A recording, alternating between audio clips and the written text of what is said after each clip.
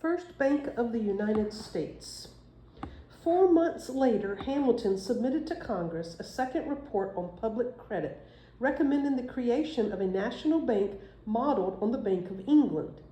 The Bank of the United States was to be chartered for 20 years with $10 million of paid-in capital, $2 million from public funds, and the balance from private investors.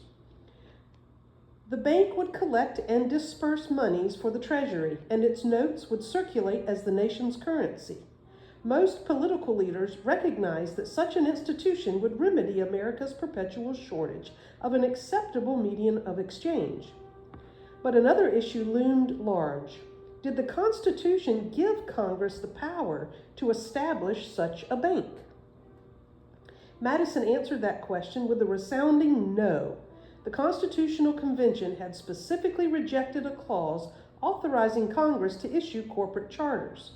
Madison's contention disturbed President Washington, who decided to request other opinions before signing the bill into law. Edmund Randolph, the Attorney General, and Thomas Jefferson, the Secretary of State, agreed with Madison that the bank was unconstitutional. Washington asked Hamilton to reply to their verdict.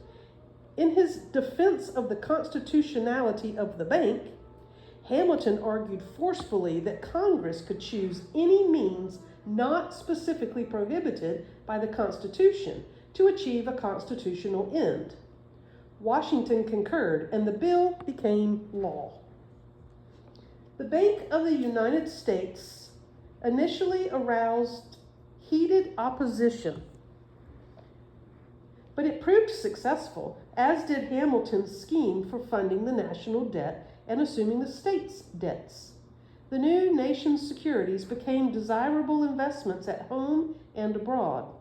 The resulting influx of capital, coupled with the high prices that American grain now commanded in European markets, eased farmers' debt burdens and contributed to a new prosperity in the 1790s. Hamilton's report on manufacturers outlined an ambitious plan to nurture the U.S.'s infant industries such as shoemaking and textile manufacturing. Hamilton argued that the nation could never be truly independent as long as it relied so heavily on Europe for manufactured goods, and he urged Congress to promote industrial development through limited use of protective tariffs. Many of Hamilton's ideas were implemented in later decades, but few congressmen in 1791 saw much merit in his proposals. Convinced that America's future lay in agriculture and the carrying or shipping trade, and that the mainstay of the Republic was the yeoman farmer, Congress rejected the report. Also controversial was another feature of Hamilton's financial program enacted in 1791, an excise tax on whiskey designed to provide additional income to the national government. The tax affected a relatively small number of Westerners, the farmers who grew corn and the distillers who turned that corn into whiskey, and might also reduce the consumption of whiskey. 18th century Americans consumed about twice as much alcohol per capita as Americans do today. Moreover, Hamilton knew that Western farmers and distillers tended to support Jefferson, and he saw the benefits of taxing them rather than the merchants who favored his own nationalist policies. 7-4H, the Whiskey Rebellion. News of the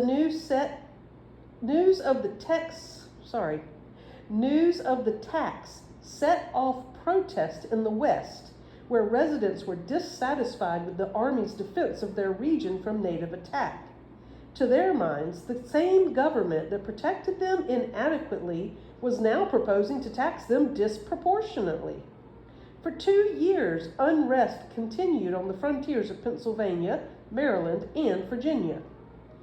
Large groups of men drafted petitions protesting the tax, imitated crowds' actions of the 1760s, and occasionally harassed tax collectors. President Washington responded with restraint until July 1794, when Western Pennsylvania farmers resisted two excisemen trying to collect the tax. On August 1st, above 7,000 rebels convened to plot the destruction of Pittsburgh, but decided not to face the heavy guns of the fort guarding the town.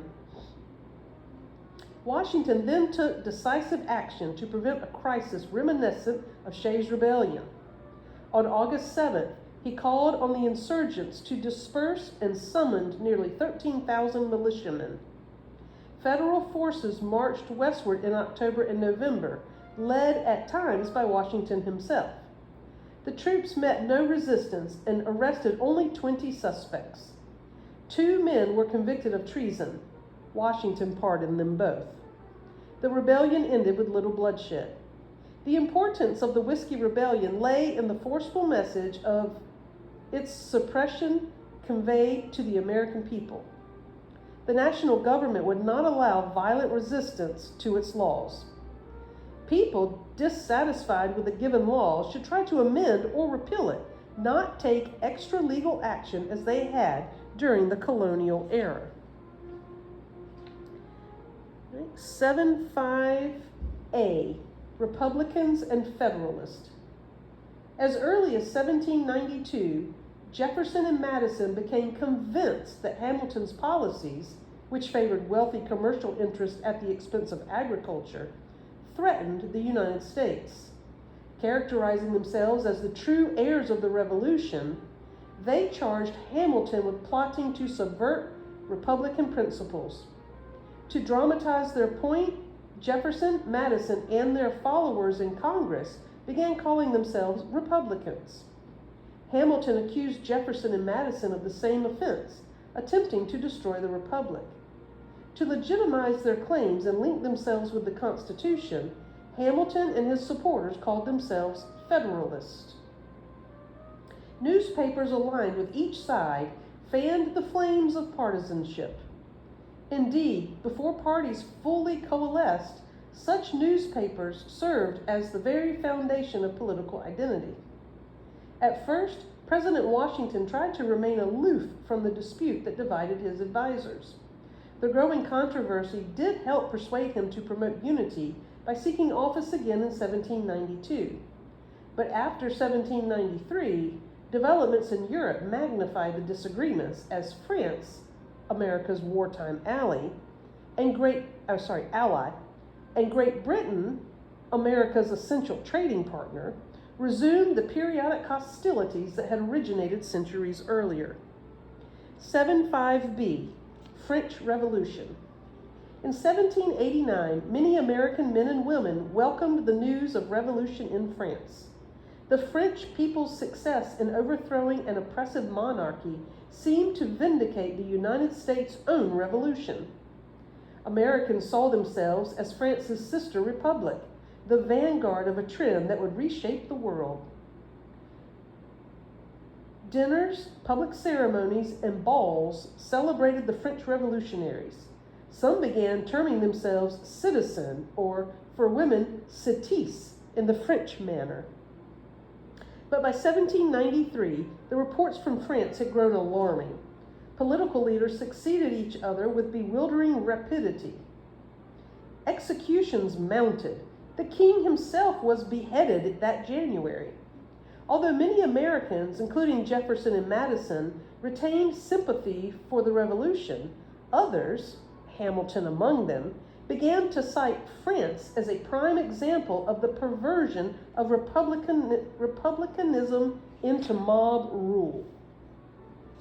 Debates within the United States intensified when Republican France declared war on Austria in 1792, and then on Britain, Spain, and Holland the following year. That confronted the Americans with a dilemma. The 1778 Treaty of Alliance with France bound them to that nation forever, and a mutual commitment to republicanism created ideological bonds as well.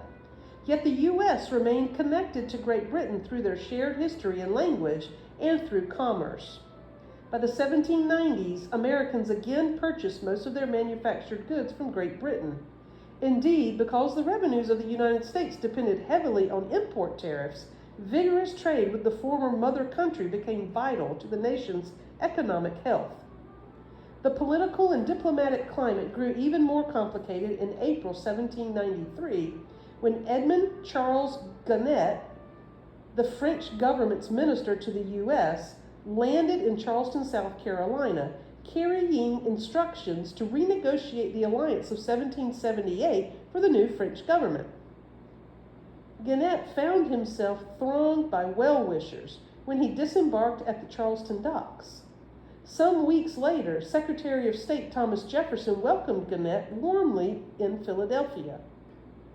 But President Washington was cooler to the French diplomat.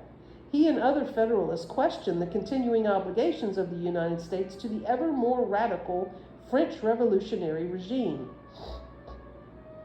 Before receiving Gonnet, Washington issued a proclamation stating that the United States would adopt, quote, conduct friendly and impartial toward the belligerent powers in the European War. Federalist newspapers vociferously defended the Neutrality Proclamation, and partisan leaders organized rallies to praise the president's action. Republicans who favored assisting France reluctantly accepted the policy of neutrality, which had overwhelming popular support. But by July, Gonnet's support for French privateers in the Caribbean had cost him the support even of Jefferson's allies, and Washington requested his recall to France. The end.